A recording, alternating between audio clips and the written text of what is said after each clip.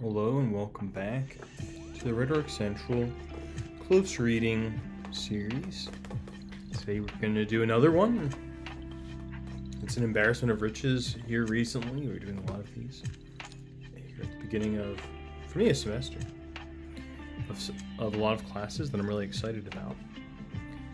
And this one, we're going to have to get rid of the Japanese lo-fi coffee 24/7 beats. This one is from Katharina Stevens. I did try to look up how to pronounce her name, and that's how someone else said it, who is a scholar of argumentation and focuses a lot of her work on the ethics of argumentation. And while I was going somewhere today, I saw one of my colleagues, and I asked him how his class went. He was like, "Oh, it's boring. Today was boring because it was ethics day." And I think I know what he meant. Because in a certain kind of approach to when we're talking about communicative ethics, a lot of what we would do is just rehearse some platitudes, some kind of moral nostrums that we all know. Respect each other, be nice, don't say anything mean, stuff like that. So why is there scholarship about this stuff? There might be more interesting questions about argumentative ethics as part of communication, because we see how the ethical complexity of argumentation has something to do with the complexity of argumentation as a communicative phenomenon. And so that's kind of what this piece is going to be about. It's a short piece. But I think that this is good for thinking a little bit more about what might be at stake when we're thinking about argumentation and ethics together. I'm going to try to improve my screen here a little bit before we get started by getting rid of unnecessary things that are here. But cancel. No, not cancel. Delete. But and I've taught this piece a few times, so I'm interested to see how this new class will respond to it. But it's a pretty short piece, and I think that people get into it pretty easily because it's something that might be reminiscent of an experience that you've had. And the title of the piece, Silence at the Meta Level, kind of doesn't tell you a whole lot at first, but the subtitle here, A Story About Argumentative Cruelty, I think that does tell you quite a bit. I think we've all been in an argument where we feel like someone is acting cruelly to another, or maybe we ourselves have acted cruelly in a way that we realize later on, or maybe even in the moment. But argumentative cruelty might kind of sound like it's very aggressive, it's going a certain way. What's interesting about this story that she's going to tell us is, in many respects, what she ends up describing as argumentative cruelty sounds like all of those moral platitudes about setting rules and being kind and respecting the other person, asking for their opinion, things like that we would expect on those boring days when we talk about ethics. And I think that that's what's interesting to me about this piece. Why would that itself be cruel? And this is what we're going to read about here. I don't always read the abstracts here, but this is a pretty short one. One way in which we may be able to legitimately determine the norms that will guide our arguments is using meta-dialogues, just talking about the argument itself. Unfortunately, situations where meta-dialogues are actually needed are also often situations of power inequality, so that arguers may feel that it is too risky to attempt initiating a meta-dialogue. So in a situation, if we're arguing amongst friends, we're probably kind of like, we know each other, we're good. Like, if there's an argument, we'll be able to deal with it in some way within the norms of our friendship. If we're in a situation where there's a lot of uncertainty about our relationships to one another, well, the person who maybe is most disadvantaged or in least power there might not be able to say, before we get started, let's lay down some ground rules. So every meta-dialogue kind of already assumes a certain set of norms, and that's one of the issues that she's going to bring up here. I argue that argumentative smothering is a high risk here, and that we therefore cannot rely on meta-dialogues to solve the problems of determining argumentative norms. Okay.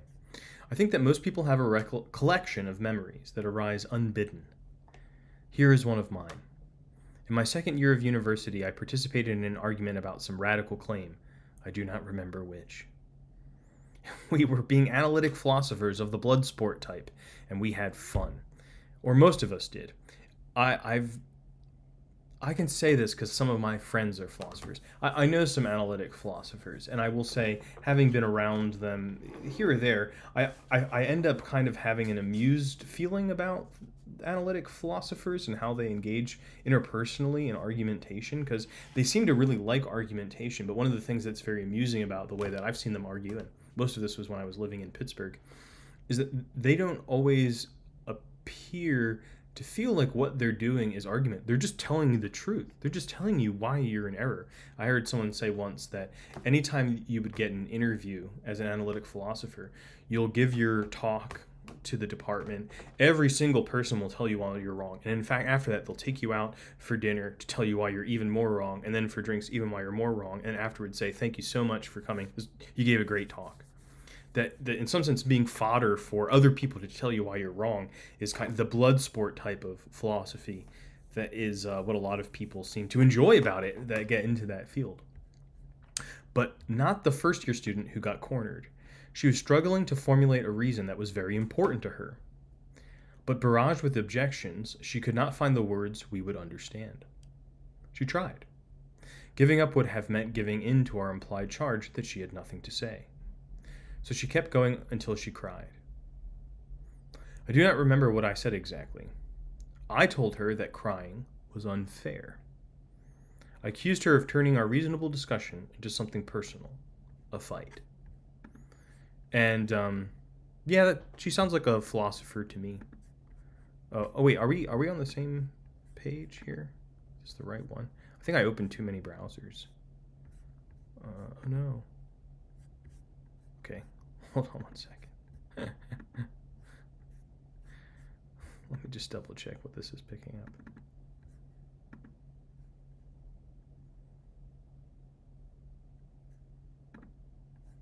Okay, there we go. All right, sorry about that. I don't think you were seeing this before. So telling someone's crying, there's no crying in baseball. Telling someone that's crying that what they're doing is unfair, that's going to be kind of the turning point here in this discussion. You're not allowed to do that. That's not fair. You're making it too personal. I don't think what she's going to go on to say then is to say that such an objection is always wrong. Of course, there is a way in which certain kinds of emotional displays can also be used tactically or cruelly in order to change the norms of a conversation. I remember one particular instance of this. I knew a lot of people who worked for a particular museum. And having known what a lot of them were facing, they were really being exploited beyond the normal amount of exploitation of workers. And a lot of that had to do with the fact that, well, they're working with kids. Isn't it something that you love to do? You love working with kids. So they're being paid very low wages, but also being asked to work longer hours than they were being paid for a lot of the time. They're being asked to do extra stuff. There's even workplace safety issues. So there was an attempt to unionize. And one of the first things that happened is someone who was kind of the middle management came into a meeting that the workplace had called. And she just started crying. She's like, I'm so hurt, so personally hurt that you didn't feel like you could come to me to talk about these issues. And this would repeatedly happen. And it worked effectively as a way of stopping the people there who wanted to organize and have their complaints heard, or to maybe even formalize their a union. Enough people were like, yeah, I just feel uncomfortable when she's crying to say anything. So it kind of worked as an effective tactic to break this unionization effort. So, I don't know. But this is the situation that she's going to begin with. It was cruel, but I felt righteous, the keeper of the norms of critical discussion, which is much worse. Her crying, of course, was the last obvious sign in a long line of signs that we ignored. It warned that the kind of argument we were having was inappropriate. The norms were the wrong ones. We made it unreasonably hard for her to get her reasons across. By inviting her into the argument, we had lured her into a trap. After all, an invitation to argue is an invitation to participate in an enterprise that at least purports to attend to some issue by identifying, connecting, balancing, contrasting reasons. We had asked her why she had made her claim. We had poured her coffee. We had listened and made contributions outfitted with the markers of rationality. Thereby we had encouraged the reasonable expectation that her reasons would be heard, connected to ours, and integrated into what we would call true for the rest of the day. Instead, we forced her into the adversarial proponent-opponent game that we were comfortable with. The kind of high-spirited battle to the death where the truth is supposed to stand after the dust settles. Cohen calls it the DAM, because that is the acronym for Dominant Adversarial Model, but also because he likes word plays. Damn. It sure damned her. So, in some sense, she's saying that this defense of this norm of critical discussion, be like, we have to be able to give each other reasons. That's the only way that we can be kind of fair and reasonable as individuals with no prejudices or biases. And I think that I've encountered a lot of people like this, as you might imagine, in the academy and in among people who make argumentation and rhetoric, but even more so argumentation, their special interest in the academy. There's a lot of people who don't ever really get to Katharina Stevens' reckoning here of realizing that it's actually worse to use this righteous set of norms, defending this righteous set of norms, as a way of being cruel to people. There's no like moment of criticizing how these norms might work. So this idea of saying, no, this is just how things are in order to be reasonable, is not only are you kind of not really listening to this person or trying to find a way to connect with this person and their reasoning, you're also saying what you're doing, you're not even reasonable, that this failure for me to connect with you is your fault. You're guilty of it. That's like, kind of exceptionally cruel in a certain way of looking at things. There are other ways to argue, many of them. Walton and Crabbe, or Crabbe, I don't know how to say that name. List 6, persuasion dialogue. So that's the one she was just kind of talking about. Inquiry, and if you're in my argumentation class, we'll look at argumentation as inquiry when we get to our open-winded week. Negotiation, deliberation, what should we do? Information-seeking dialogue, and quarrel. As they describe them, the dialogue types are highly abstract with very detailed rules, and having read a little bit of what both of these people write, I will say that that's probably very true. It's like incredibly technical, which is, you'd be surprised how technical things like this could get. It is unlikely that any of them have ever been faithfully realized by actual human beings. Nonetheless, each is an idealized model of typical ways to argue in Western culture that we students could have easily adopted. We could have deliberated with her, each of us helping to develop any argument, in any direction, weighing them all together. At least we could have interrupted our adversarial persuasion dialogue when we saw her struggling. So rather than being like, well, why do you think that? And then she gives a reason and say, well, here's why that's not the case. You could say, maybe you ask her for a reason and you say, oh, that's interesting. That makes me think that if I were to take your position, I might also say this. So you can help support that position with your own reasons. Even that might be kind of not always the best way to go, but she's just saying there are possibilities for different ways of arguing and reasoning together. We could have conducted an information-seeking dialogue, asking her questions aimed at identifying the reason that was available somewhere within her thoughts. Let's take stock then. She had a reason for her claim, she had been invited into an argument about it, and she had been silenced by the way we had structured the argument. Isn't that bad enough? But this kind of silencing has been documented and discussed by feminist argumentation theorists, feminist deliberative Democrats, and philosophers of race and argumentation. Who should be participating in it? And that might be one way to think about what's going on at the meta level. So making sure that the argument never gets there could be a kind of silencing. We would have thought it was an unnecessary escalation of the conflict, turning the reasonable discussion into a fight. In the end, that is exactly what I did anyway. I do not think that her situation is unique. Rather, it is an example for why argumentation theorists should not rely too heavily on meta-dialogues to determine the norms of argumentation. At least they cannot be the solution to the moral dangers associated with them. What then are the meta-dialogues, and what is argumentative smothering? Here she says just argumentation theorists. So that's her argument. That's her audience, is other argumentation theorists. But I think it's really probably even more relevant beyond the theorists to anybody who's trying to engage in serious argumentation. That there is, for a lot of people that are interested in that kind of a thing, maybe a lot of confidence in meta dialogue as saying, okay, let's set the ground rules. And what she's trying to say is that that doesn't take us away, that doesn't get rid of the ethical responsibilities that we have to one another in argumentation. And the ground rules might actually cover over some of those ethical questions that we have in the first place. Does she give an answer as to like what we should do that will always work in every given case? No, because I suspect, and I think, there isn't one. Meta dialogues are dialogues about dialogues. There's a wide variety of them, but Crabbe discusses the kind I am interested in, those that address the structure and norms of their object-level dialogue. Here, object-level dialogue means, the discourse we're having about the topic that we're arguing about. So we're arguing about whether we should send arms to Ukraine, whether the U.S. should send arms to Ukraine, and then we're kind of arguing in a certain way. And let's say someone kept saying, but as a Russian, or someone says as a Ukrainian, and then I say, okay, well, can we have this conversation without appealing to our national identities? Now I'm moving into a meta level, talking about how the argument should be conducted. The object level is when we're talking about the topic that's under consideration itself. It's not always so easy to distinguish what is what, though. Walton's and Van Emeren and Grutendorf's dialectical theories place them before each other, before each object-level dialogue in an opening stage.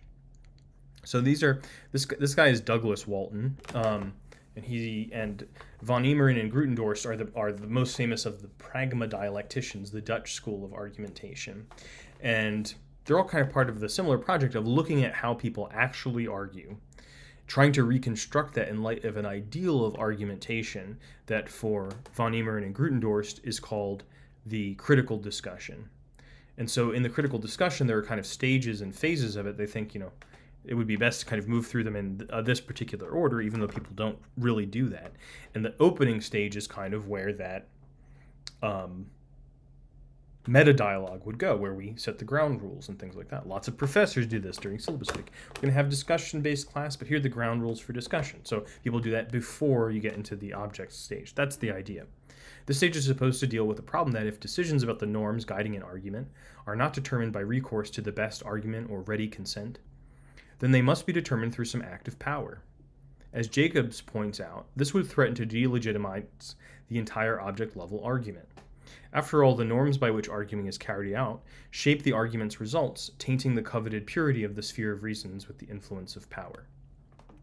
Okay, I have a lot of thoughts on this. I don't know if I'm going to share all of them, but she's pointing to the fact that many people, again, going back here to the theorist of argumentation, why does someone become an argumentation theorist? Probably because they really want argumentation to be good and civil, and also because they believe in the power and the effects that good argumentation can have in people's lives or in civic discourse or whatever. So I would say there's a pretty strong bias towards reason over power in argumentation theory. And you might say, but you could make arguments about that too and say, well, isn't kind of reasoning a form of power? It's one thing that you could say. But what they might be imagining is things like, well, I'm going to give you some silly examples. Someone's like, that's a terrible argument. I'll arm wrestle you to prove why you're wrong. Okay, well, that doesn't seem relevant. So as an argumentative norm, who wins an arm wrestling contest doesn't seem to make a lot of sense. Of course, some things like this exist. There have been trials by combat or ordeals that people have to go through in order to try to prove things, and that's often thought of as a bad model of argumentation or of giving evidence. So those kinds of modes of force are obviously not acceptable to many people in argumentation theory. But before she mentioned a lot of feminist and critical race theorists who are talking about argumentation, where there are much more subtle forms of power that are at play.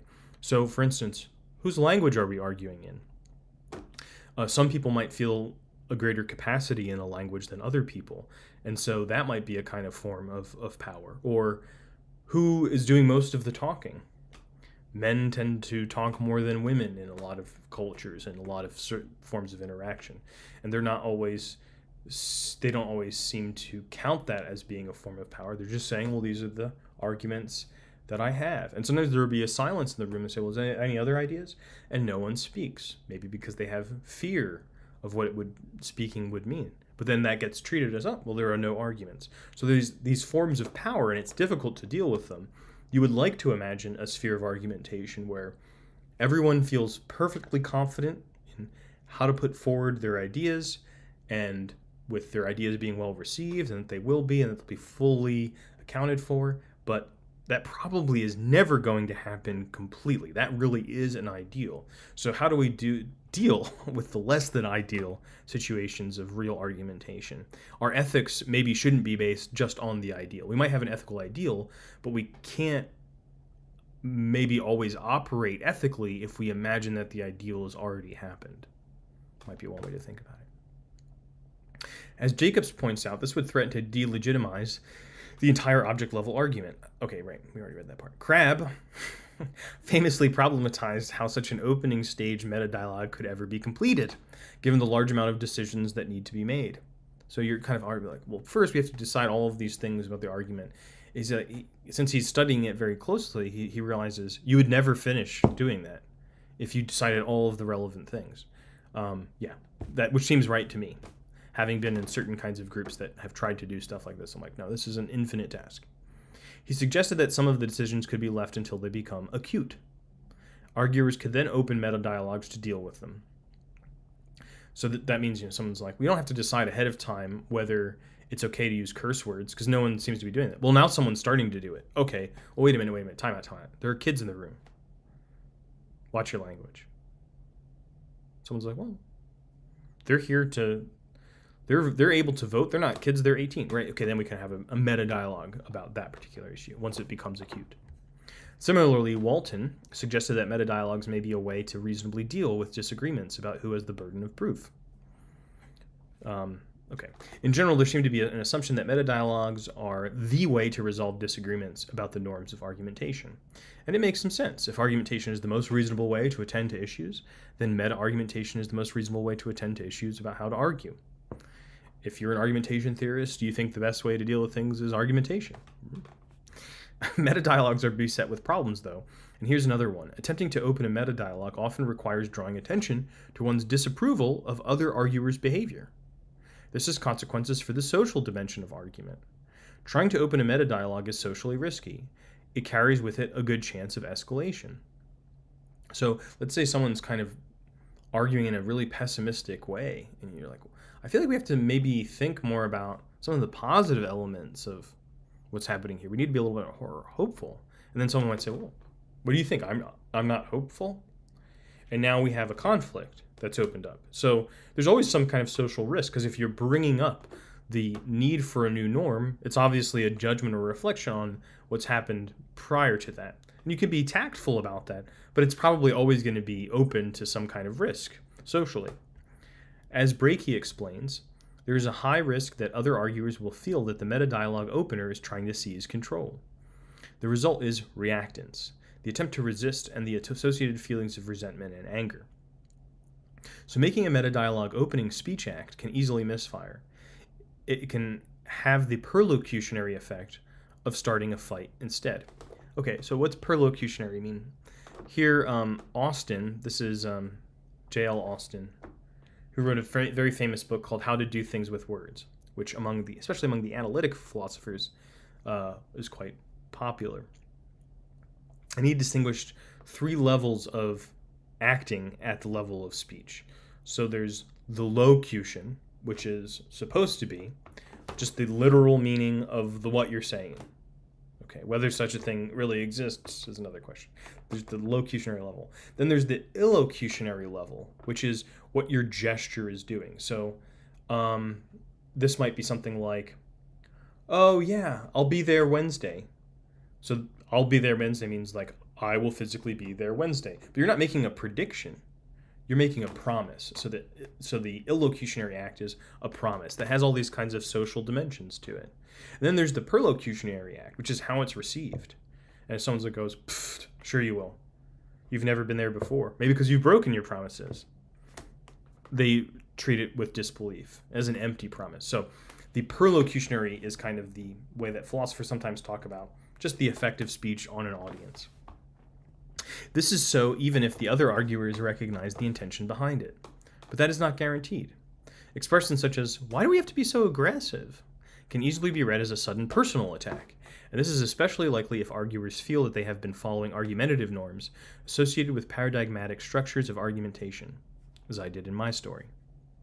Now, the success of performing a speech act depends to some degree on having the act's addressee recognize the intention to perform it.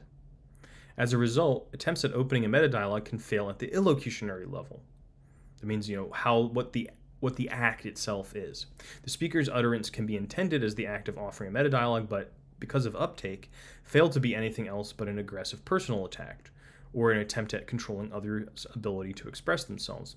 And I like that she points this out here, because I think that sometimes, especially when people do this division between all these different kinds of speech acts, they tend to think that the effect of speech doesn't affect what speech does, or what speech is as an act. But if I try to give someone a compliment, and I say something, I give someone a compliment on their hair, and maybe I touch their hair, well, if there's a kind of racial distinction between us, that can be seen as an aggression. And I would say it is an aggression, much more than it is a compliment. Who gets to decide what an act is, it's not always clear. It's also open to argumentation. But it would be very weird to say that the speaker is always the person who has the authority to determine the meaning of a speech act. I don't know. People will often say, like, well, I didn't mean that. And it's like, okay, but that's what you did.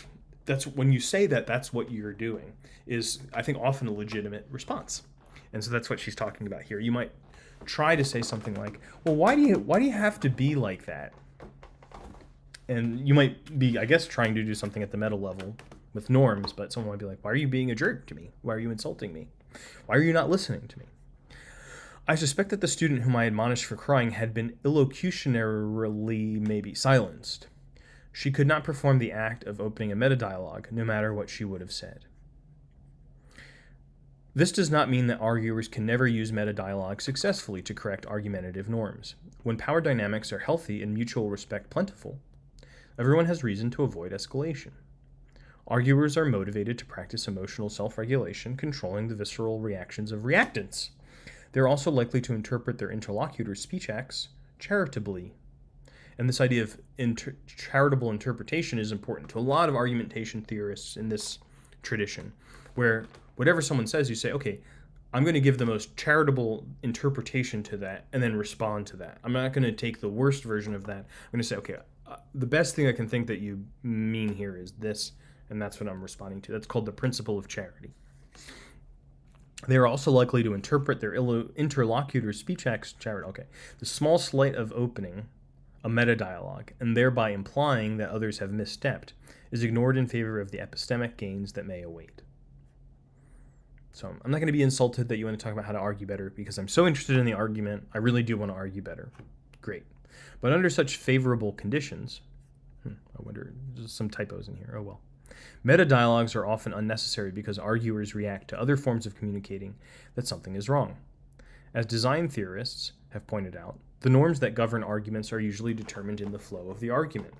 Whether people design their argumentative messages in an assertive or tentative tone, what kinds of questions they ask, their body language, communicates what kind of argument they want. In a respectful environment, these unspoken messages rarely go unheard for long. The necessary adjustments happen without metadialogues, as the result of a mutual investment in preserving everyone's ability to express their reasons. It is the unfavorable conditions where it is more likely that arguers insist on continuing in a dialogue type that silences their interlocutors. Here, power imbalances allow them to ignore the subtle signs of others' discomfort, or animosity motivates them to do so. This is when metadialogues would really be needed. Of course, this is also when the attempts to open them are especially likely to misfire dangerously, resulting in hostility against the already disadvantaged arguer. The result can be argumentative smothering. Henning, following Dotson's describes argumentative smothering as a kind of self-silencing forced on the victim by an oppressive environment. So there's been a lot of discussion of this especially in one particular newspaper, the New York Times, and on the editorial page of the New York Times for the last few years, about college students self-silencing, specifically conservative students who are censoring themselves, but they feel that they're censoring themselves because the outcome of speaking about their political views in a classroom with students that they imagine to be liberal or left-leaning in some way, or their professors in that way, means that they are being silenced. And one thing that might be interesting to think about is that similar to what Stevens is describing here? Is that an example of argumentative smothering? And is that therefore argumentative cruelty? I'll give you a very different example, though, that I think is kind of amusing, but because we're talking about dialogue types, and she has the 6 dialogue types, and the one that she's suggesting moving away from, which is this kind of adversarial one, I think people can easily imagine why that would be aggressive and why you could be smothered at that level. One time I was at a conference and I walked into the wrong room. I'm giving you an example of a very different dialogue type. And everyone was seated in a circle, and I was like, oh, this will be nice, this panel on what I thought was going to be a panel on something, but I read the wrong thing. Really what it was the kind of bullying subcommittee, or the anti-bullying subcommittee, I should say. And it was important that everyone kind of sit in the circle and face each other. And really, I started to become uncomfortable because I really just wanted to kind of like be in the back or observe. But this dialogue type of like everyone being equal and everyone's opinion being there made it kind of impossible for me to say, like, I think I just am in the wrong room. So I ended up having to stay for the whole time, and my opinion kept being solicited. And I feel like I got anti-bullied, as I would jokingly describe the situation to my friends. So any dialogue type potentially might put restrictions on your ability to change the dialogue type. Whether that's always cruelty or not might be worth thinking about, whether, based on the examples that you might call to mind for yourself. It comes about because the victim realizes that she must heavily modify her argumentative behavior so that it remains receptive to her interlocutors, so that they can continue to recognize and or treat it as legitimate arguing. If she does not, she will be dangerously misunderstood. Due to what Dotson calls the pernicious ignorance of her fellow arguers, she will be interpreted in a way that will cause her harm. This is an apt description of the situation to which we had maneuvered our fellow student. Not only was she forced to comply with the norms of DAM, because we could not change gears when we saw her struggle, but she also had no way to address this. We had ganged up on her, and we were subscribed to the DAM ideal of argument. In our unitedness, we lacked motivation to consider anything else. Helplessness and the inability to speak twice over made her cry. I chided her for it because of my pernicious ignorance of the ethics of argumentation, which requires arguers to look for the influence of power on argumentative norms. Ironically, even though she kept silent, she could not prevent the misunderstanding that caused her harm. I guess one thing I like about this essay is this sentence. Both because she's taking accountability for her own act as a much younger person, I think, but the ethics of argumentation is a kind of vigilance.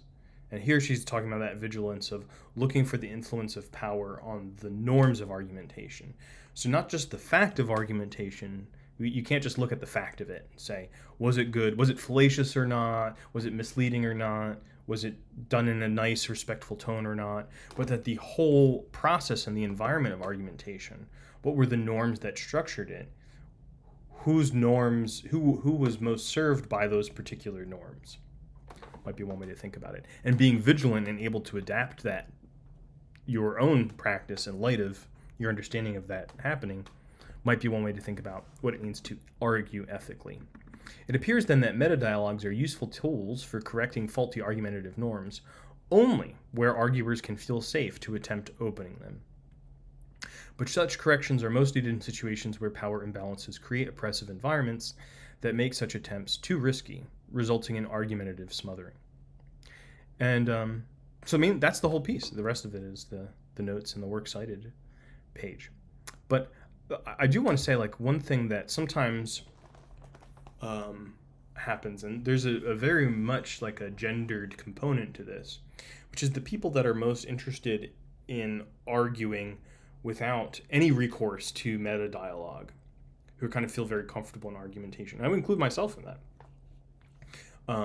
are often men, and they have been praised for their intellect or for their understanding in the past when they've engaged in that kind of behavior. But they've taken that praise as being also a confirmation that the norms of argumentation that they were engaged in before were the good and right norms. And that a little bit of, if you're not able to kind of maintain your position in an argument, if you don't have good they have, are not able to be put into words so easily.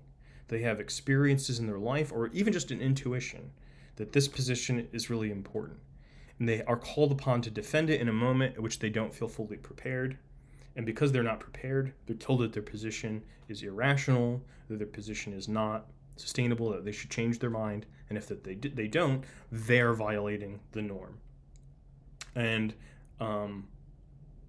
in response to this, some of the dialogue norms that I think do lead to good argumentation are things like experience sharing, where we don't begin by taking a position.